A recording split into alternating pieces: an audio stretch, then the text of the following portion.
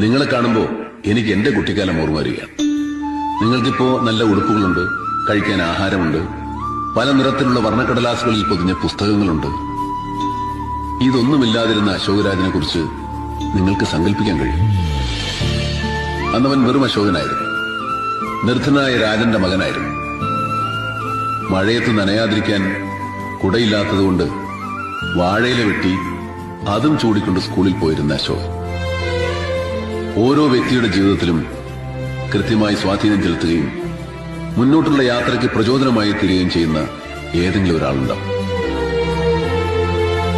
കാതിൽ ചുവന്ന കല്ല് വെച്ച് കടുക്കനിട്ട ഒരു കൊച്ചു കൂട്ടുകാരൻ എനിക്കും ഉണ്ടായിരുന്നു.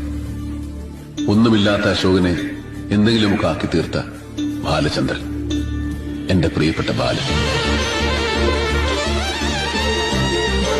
സ്കൂളിൽ ഉച്ചയ്ക്ക് ഞാൻ പച്ചവെള്ളമാണ് കുടിക്കുന്നതെന്ന് മനസ്സിലാക്കി എന്റെ മുന്നിലേക്ക് ചോറ്റുപാത്രം നീട്ടിത്തന്ന എന്റെ ബാലൻ.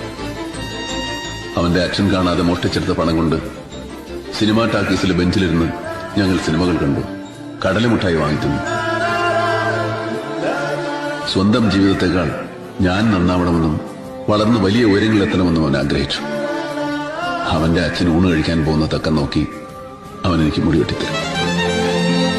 എനിക്ക് വായിക്കാൻ പുസ്തകങ്ങൾ തരും.